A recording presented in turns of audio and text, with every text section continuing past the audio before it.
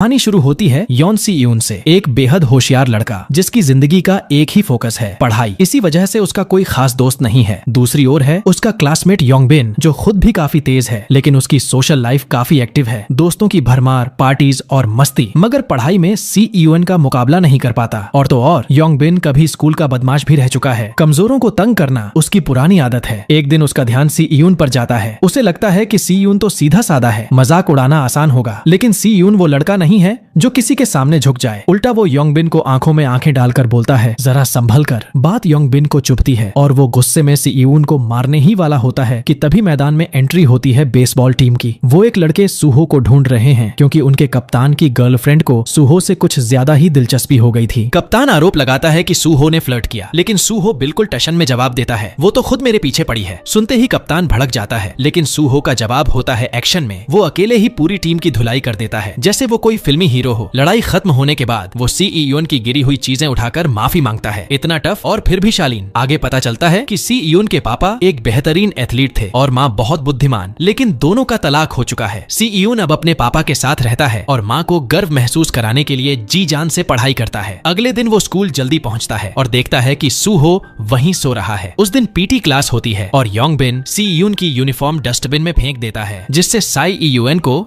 Class की dress में ही दौड़ना पड़ता है। यहीं से शुरू होती है असली परेशानी। योंग बिन और उसके दोस्त सी यून की हालत पर हंसते हैं, लेकिन सूहो फिर से सामने आता है और सबको बोलता है, तुम लोग खुद भी कोई एथलीट नहीं हो। और क्योंकि उसकी बॉडी और एटीट्यूड दोनों दमदार हैं, कोई कुछ कह भी नहीं पाता। सी यून को अब यकीन हो जाता है कि यूनिफॉर्म उन्हीं लड़कों ने गायब की है, तो वो सीधा जाकर बोलता है कि बाज आ जाओ। लेकिन योंग बिन का एक दोस्त उसका कॉलर पकड़ लेता है और डराने की कोशिश करता है। सी यून की खास बात यही है कि चाहे हालत कितनी भी टेढ़ी हो, वो नजरें नहीं झुकाता। सौभाग्य से उसी वक्त एक टीचर आ जाते हैं और मामला शांत हो जाता है। कुछ वक्त बाद सी यून अपने कमरे में पढ़ाई में बिजी होता है कि दरवाजे पर दस्तक होती है। दरवाजा खोलता है तो सामने सूहो खड़ा होता है, जो अब एक डिलीवरी बॉय के तौर पर काम कर रहा है और गलती से सी यून के घर पहुंच गया। लेकिन बिना किसी झिझक के अंदर घुस आता है और पानी मांगता है। अगले दिन स्कूल में एक नया स्टूडेंट आता है, बियोम सियोक, जो एक बड़े नेता का बेटा है। पहले ही दिन योंग बिन और उसके दोस्त उसके पास इंप्रेशन जमाने पहुंचते हैं, लेकिन वो सी यून की सीट पर बैठे होते हैं। सी यून आता है और साफ कहता है कि सीट खाली करो। यिन को तो बस मौका चाहिए था सी यून को मारने का, लेकिन फिर से सूहो बीच में आता है और कहता है, चुप रहो, सोने दो मुझे। और सब चुपचाप अपनी जगह लौट जाते हैं। शाम को योंग बिन अपने दोस्तों के साथ डिस्को में पार्टी कर रहा होता है। सी यून का हौसला तोड़ने के लिए अब योंग बिन और उसके दोस्तों ने ठान लिया था कि सिर्फ मजाक उड़ाना या धौंस जमाना काफी नहीं, अब वार करेंगे उसकी सबसे बड़ी ताकत पर, उसकी पढ़ाई पर। उनका नया प्लान था सी यून को ड्रग्स देकर उसका एग्जाम बिगाड़ना, ताकि उसका आत्मविश्वास टूट जाए। इसके लिए योंग बिन ने अपने कजिन से कुछ ड्रग्स मंगवाई और इस गंदे काम में बियोम सियोक को भी शामिल किया। बियोम सियोक पर प्रेशर डालकर धमकाया गया, अगर मदद नहीं की तो उसके साथ भी वही होगा जो पिछली स्कूल में होता था। डर के मारे बियोम सियोक सी यून के एग्जाम के बीच में उसके शरीर पर फेंटानिल का पैच चिपका देता है। सी यून को चक्कर आने लगते हैं। वो होश में आने की कोशिश करता है,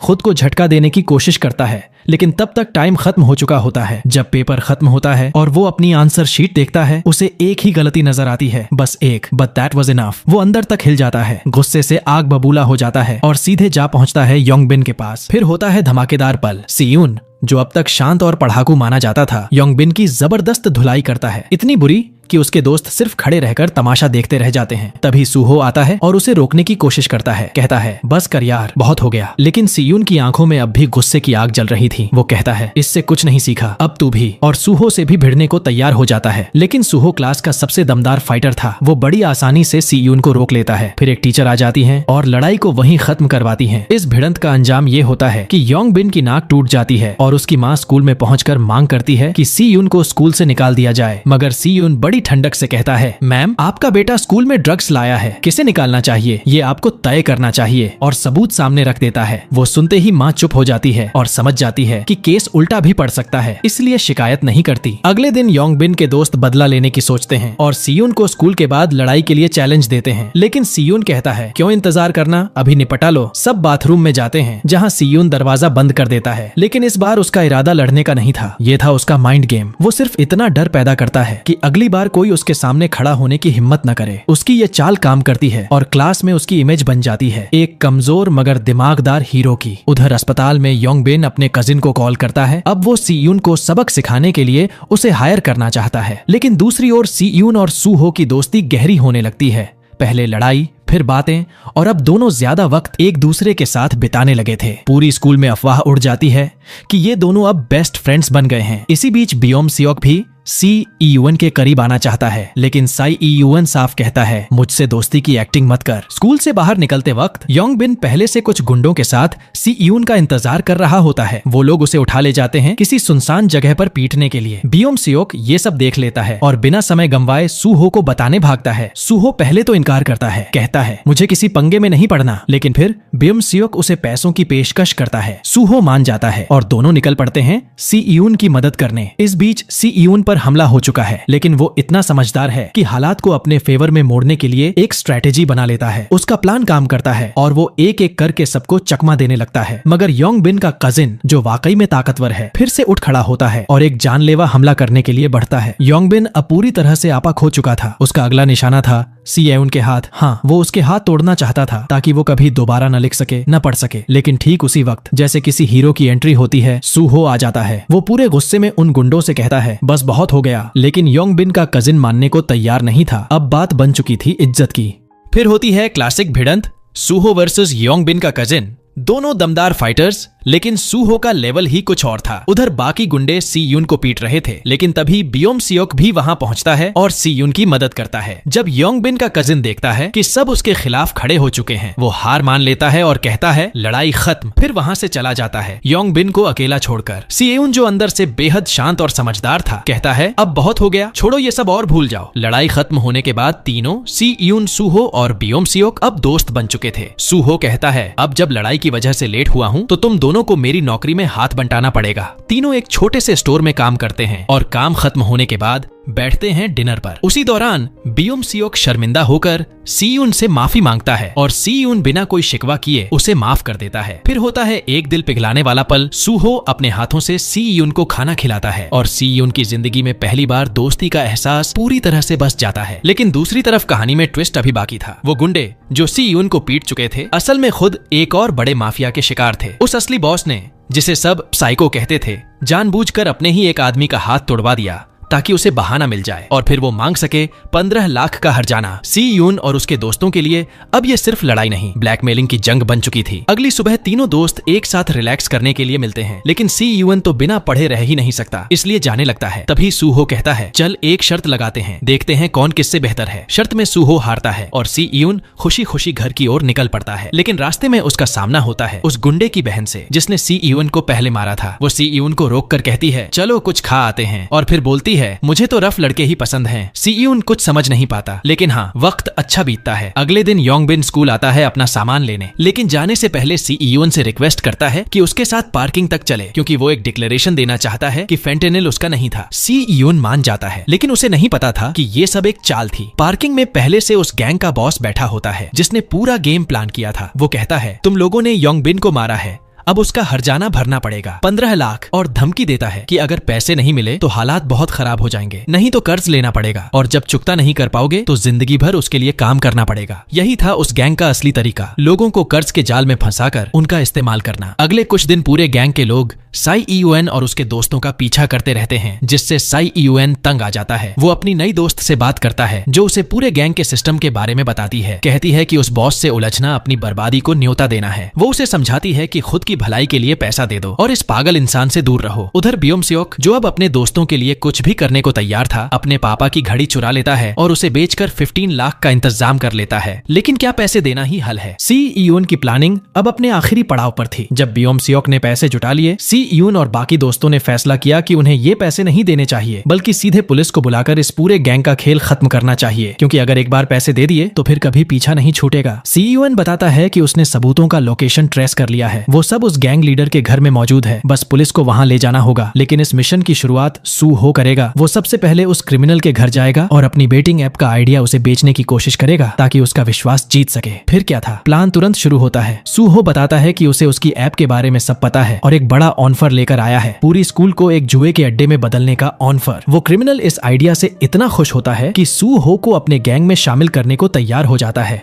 वहीं लड़की जो सी इयोन की दोस्त है उसे सही लोकेशन भेज देती है ताकि वह पुलिस लेकर पहुंच सके। लेकिन बियोम सियोक को ये सब बहुत खतरनाक लग रहा था। डर के मारे वो खुद पैसे लेकर सीधे उन गुंडों के पास चला जाता है ताकि ये सारा मामला यहीं खत्म हो जाए। पर अफसोस अब बहुत देर हो चुकी थी। सूहो जब उस गैंग के अड्डे पर पहुंचता है तो लीडर उसकी बातों पर शक करता है और बिना कुछ बोले पीछे से हमला कर देता है। तभी वो सूहो का फोन चेक करता है और उसे पता चलता है कि सी इयोन पुलिस लेकर आने वाला है। वो तुरंत अपने चमचों को हुक्म देता है कि सारे सबूत जला दो और भागने की तैयारी करो। लेकिन तभी बियोम सियोक वहां पहुंच जाता है पैसे लेकर। पर अब पैसे भी बेकार हो चुके थे, उनकी जान खतरे में थी। जब सी यून पुलिस लेकर वहां पहुंचता है तो पूरी जगह खाली मिलती है। पुलिस को लगता है कि ये सब कोई फालतू ड्रामा था और वो नाराज होकर लौटने लगती है। लेकिन सी यून हार मानने वालों में से नहीं था। वो घर के अंदर घुसता है पर अब वहां कोई सबूत भी नहीं बचा था। तभी उसे उसकी दोस्त का कॉल आता है। वो बताती है कि सब अब असली बॉस के पास जा रहे हैं और उसे लोकेशन भेजती है। साथ ही चेतावनी देती है अगर पुलिस को टाइम पर नहीं लाया गया तो हम सबकी जान जा सकती है। सी यून फिर से निकलता है और उसी वक्त योंग बिन का कजिन उस क्रिमिनल बॉस से आमने सामने हो रहा था। वो कहता है अब बहुत हो गया, ये सब खत्म करो। लेकिन बॉस बिना वक्त गंवाए उसकी बुरी तरह पिटाई शुरू कर देता है। तभी योंग बीच में बोलती है रुको। लेकिन बॉस और भी पागल हो चुका था। वो अपने लोगों से कहता है योंग को खत्म कर दो और यही नहीं रुकता। वो सबसे छोटे लड़के को कहता है कि वह कजिन और योंगी दोनों की हत्या कर दे क्योंकि वो नाबालिग है और उसे जेल नहीं होगी। फिर वो कजिन की जान भी लेना चाहता है लेकिन तभी कजिन उठता है और उसे चुनौती देता है एक फाइनल फाइट, अगर मैं जीता तो मैं नया बॉस बनूंगा। लड़ाई शुरू होती है, ब्रूटल, रॉ और जानलेवा। लेकिन जैसे ही वह क्रिमिनल हारता दिखता है वह छुरी निकालकर कजिन पर हमला करता है और उसे चीर देता है। ये देख योंगाई का सब्र टूट जाता है। वो खुद चाकू लेकर उस गैंगस्टर को धमकाती है पर बॉस एक चालाक शिकारी था। वो चाकू छीन लेता है और जैसे ही हमला करने वाला होता है बाहर पुलिस की सायरन सुनाई देती है। सीयून एंट्री करता है फिल्मी स्टाइल में। वो कहता है पुलिस आ गई है, अब भाग लो। फिर वो सूहो और बियोम सियोक को आजाद करता है और जैसे ही सब जाने लगते हैं पता चलता है सी यून ने उन्हें धोखा दिया था। वो असली पुलिस नहीं थी, सिर्फ एक फेक अलार्म था ताकि सब डर जाएं। लेकिन अब सब फिर से भिड़ जाते हैं। घमासान लड़ाई शुरू होती है और कजिन अपने घायल दोस्तों को बचाकर भागने की कोशिश करता है। तभी असली पुलिस भी पहुंच जाती है एक धमाकेदार वार्निंग शॉट के साथ और पूरा माहौल थम जाता है। लेकिन वो पागल बॉस इतनी आसानी से हार मानने वाला नहीं था। वो एक लड़के को ढाल बनाकर भाग निकलता है। सी यून जानता था कि अगर उन्होंने उस गैंग लीडर को अभी नहीं रोका तो वो कभी भी लौटकर बदला ले सकता है, इसलिए वो उसका पीछा करता है। जब वो उसे पकड़ता है तो उससे भिड़ने की कोशिश करता है लेकिन गैंग लीडर बहुत ताकतवर था। सौभाग्य से उसी वक्त सूहो भी आ जाता है और उसे समझाने की कोशिश करता है कि अब बस कर दे और खुद ही पुलिस के हवाले हो जाए। लेकिन वो मानता नहीं और फिर शुरू होती है तीनों की एक जबरदस्त भिड़ंत। सूहो बहुत स्ट्रांग था लेकिन लीडर की फुर्ती और चालाकी कहीं ज्यादा थी। वो लगभग सूहो को खत्म ही कर देता। लेकिन तभी सीयून फिर से उठता है और दोनों मिलकर उसे जमीन चटा देते हैं। दूसरी ओर कजिन खुद को पुलिस के हवाले कर देता है ताकि बाकी दोस्त बचकर निकल सकें। रात होते होते पुलिस के पास पूरे गिरोह के खिलाफ सबूत इकट्ठा हो जाते हैं और सभी बदमाशों को एक एक कर गिरफ्तार कर लिया जाता है। सीयूएन और उसके दोस्त भी पुलिस स्टेशन पहुंचते हैं और अपना बयान देते हैं। लेकिन चौंकाने वाली बात ये थी कि पुलिस बिना उनके गार्डियन को बुलाए उन्हें जाने देती है। शर्त बस इतनी थी कि वो इस बारे में किसी से कुछ नहीं कहेंगे। ये सब बियोम सियोक के पिता की वजह से हुआ जो असल में एक बहुत बड़े कांग्रेसी नेता थे। उन्होंने अपनी राजनीतिक छवि बचाने के लिए सब कुछ दबा दिया। फिर एक नया मोड़ आता है। बियोम सियोक उस क्रिमिनल से मिलने जाता है और उसका सेक्रेटरी बताता है कि उसके पिता ने उसे बदला लेने का हुक्म दिया है। लेकिन जब सेक्रेटरी उसे सिखाता है कि कैसे मारना है बियोम सियोक कर ही नहीं पाता। वो चक्कर खाकर कमरे से बाहर निकल जाता है।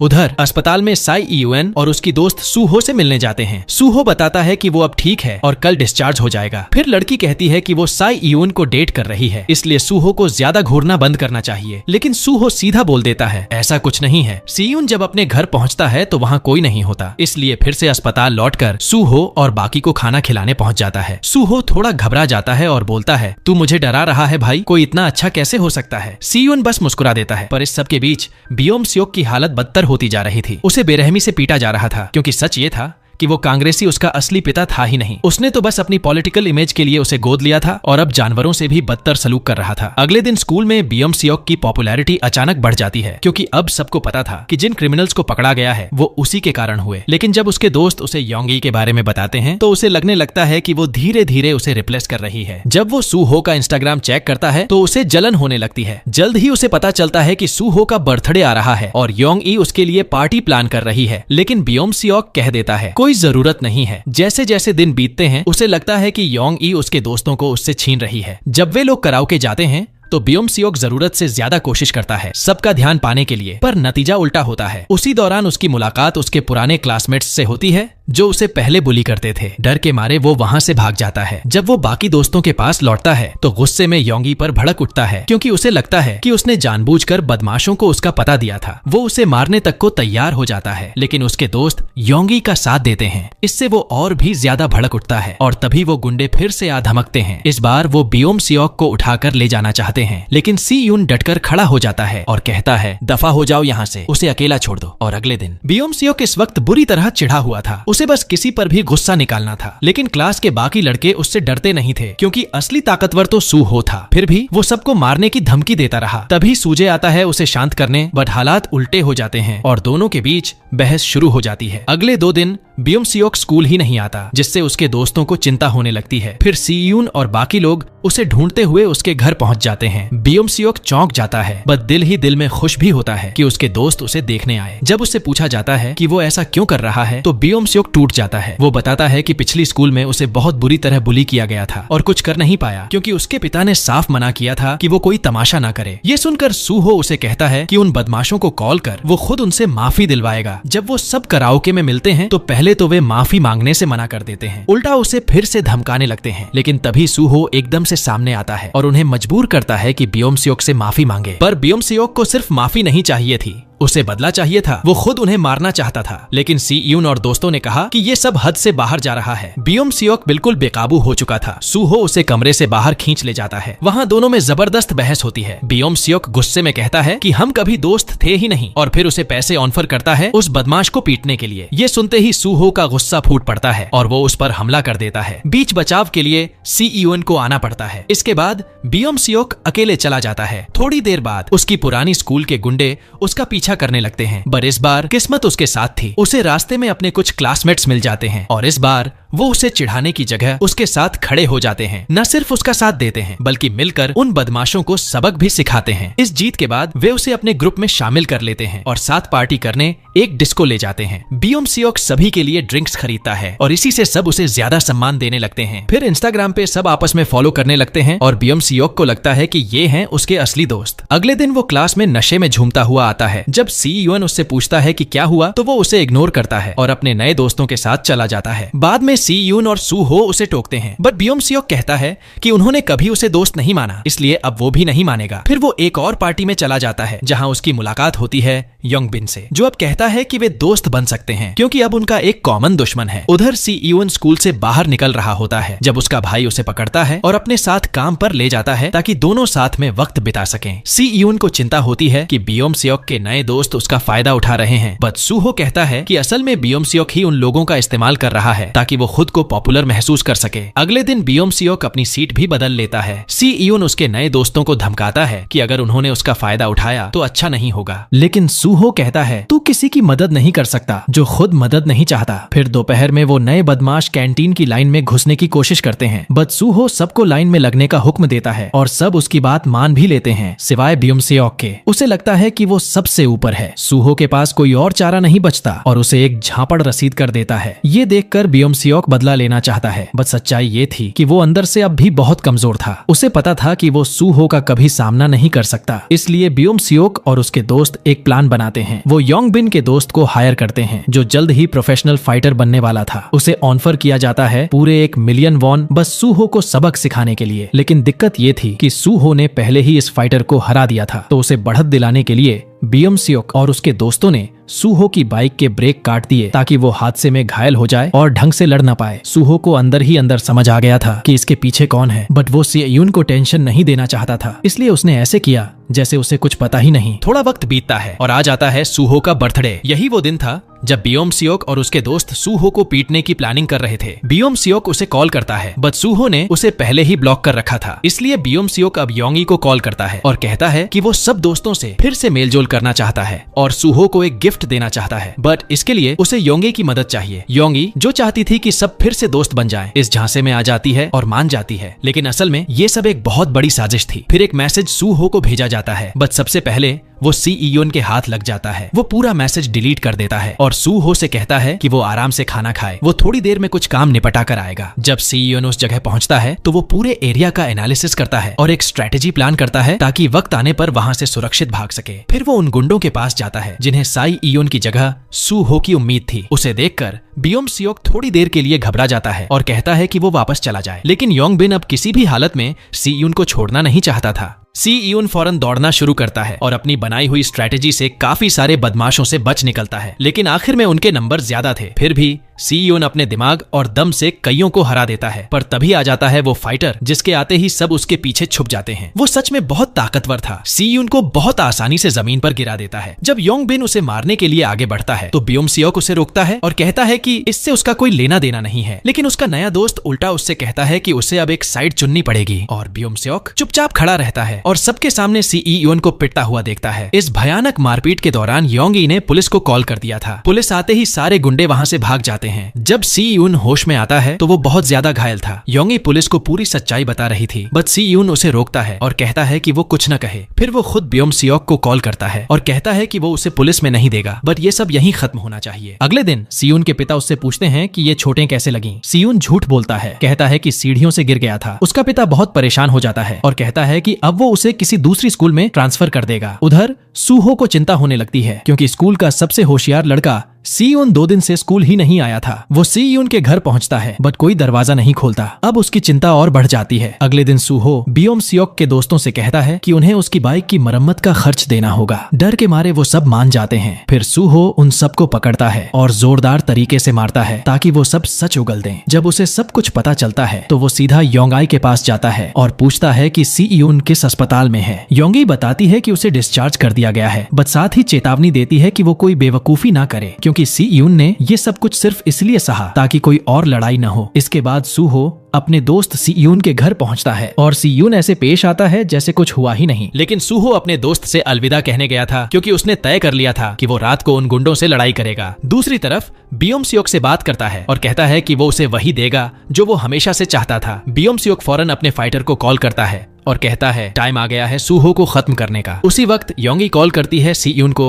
और बताती है कि सूहो को सब कुछ पता चल चुका है और अब वो बहुत परेशान है क्योंकि ना तो वो काम पर गया और ना ही उसका फोन उठ रहा है। ये सुनते ही सी यून अपनी पढ़ाई छोड़कर अपने दोस्त की तलाश में निकल पड़ता है। उधर सूहो और बियोम सियोक आमने सामने होते हैं। सूहो उससे माफी मांगता है, कहता है कि वो नहीं चाहता था कि उसके शब्दों से बियोम सियोक को दुख पहुंचे। साथ ही वो उसे सी यून से माफी मांगने के लिए भी कहता है, लेकिन बियोम सियोक का जवाब वही था जो कभी उसके साथ बदतमीजी करने वाले लड़कों ने उससे कहा था, मुझे माफी मांगने की कोई जरूरत नहीं है। यानी अब वो खुद ही बन चुका था वही चीज जिसने उसे एक समय सबसे ज्यादा दर्द दिया था। ये सुनते ही सूहो का गुस्सा फूट पड़ता है और वो उसे जोरदार पंच मारता है। तभी बियोम सियोक का फाइटर बीच में कूदता है और कहता है अब लड़ाई मुझसे होगी। दोनों रिंग में उतरते हैं और फाइट शुरू होती है। दोनों ही जबरदस्त फाइटर थे, लेकिन बियोम सियोक का आदमी लगभग प्रोफेशनल बन चुका था और सूहो अब भी घायल था। फिर भी सूहो अपनी पूरी ताकत झोंक देता है और उसे गिरा भी देता है। बट जैसे ही वो फिनिशिंग मूव करने वाला था, पीछे से एक गुंडा आकर उसे जोर से लात मार देता है। इससे सूहो बुरी तरह घायल हो जाता है। तभी बियोम सियोक खुद रिंग में चढ़ जाता है और सूहो के सिर पर क्रूरता से वार करता है। फिर बाकी के गुंडे भी ऊपर चढ़ाते हैं और मिलकर सूहो को बुरी तरह पीटते हैं, मानो जान ही ले लेंगे। लेकिन उसी वक्त बियोम सियोक का सेक्रेटरी आकर सबको रोकता है, बट तब तक सूहो की सांसें रुक चुकी थीं। ये देख बियोम सियोक का दिल बैठ जाता है। वो वहीं रोने लगता है जैसे कोई छोटा बच्चा हो। वो फौरन एम्बुलेंस बुलाना चाहता था, पर उसके सेक्रेटरी उसे जबरदस्ती वहां से खींच ले जाते हैं। फिर वो दोबारा वापस आते हैं क्योंकि अब कोई गवाह नहीं छोड़ सकते थे। वो दोनों गुंडों से कहते हैं, अब तुम ही लोग इसकी पूरी जिम्मेदारी लोगे। उसी रात बियोम सियोक के घर उसके पापा उसे कहते हैं, अब तू देश छोड़ने की तैयारी कर और तब तक घर से बाहर मत निकल। अगली सुबह सी यून जल्दी स्कूल पहुंचता है, पर उसे सब कुछ अजीब लगता है। सूहो नहीं था। उस दिन फाइनल एग्जाम्स भी थे, पर उसकी फिक्र में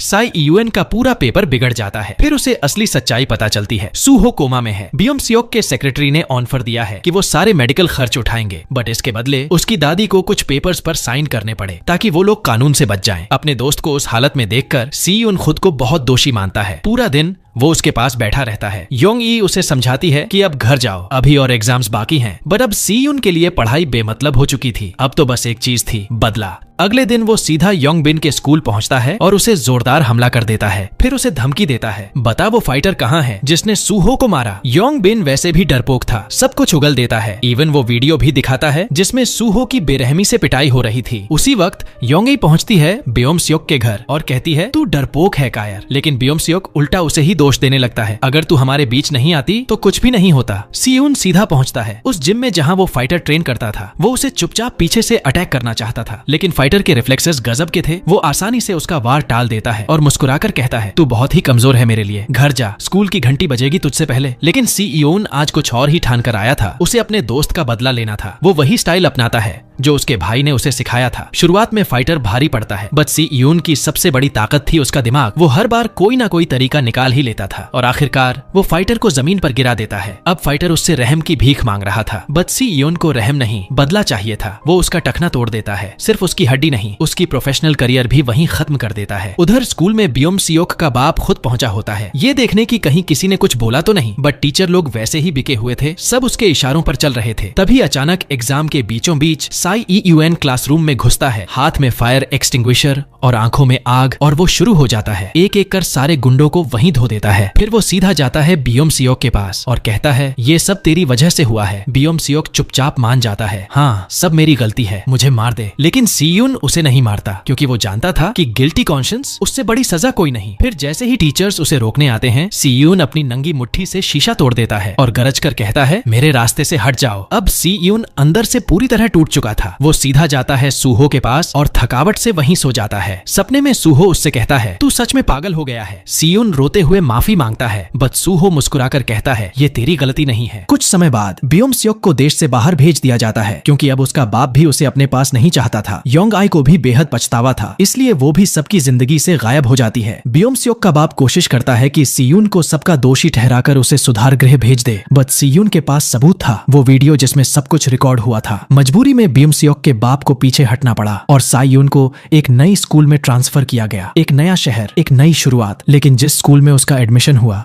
जॉन डॉन पो स्कूल, वो स्कूल कम और एक अंडरग्राउंड फाइट क्लब ज्यादा लगता था। पहले ही दिन वहाँ की हवा में तलखी थी, लेकिन सीयून अब पीछे हटने वालों में से नहीं था। तभी एक स्टूडेंट उससे भिड़ने आ गया और सीयून तैयार था। तू चाहता है फाइट, तो चल फिर। और यहीं खत्म होती है ये कहानी। याद रखिए, ये तो सिर्फ पहला सीजन था और सीजन 2 का वीडियो बहुत जल्द आने वाला है, इसीलिए चैनल को सब्सक्राइब करना और बेल आइकन दबाना बिल्कुल मत भूलिए। अगर आपको ये रिकैप पसंद आया हो तो वीडियो को लाइक जरूर कीजिए। मिलते हैं अगले धमाकेदार वीडियो में।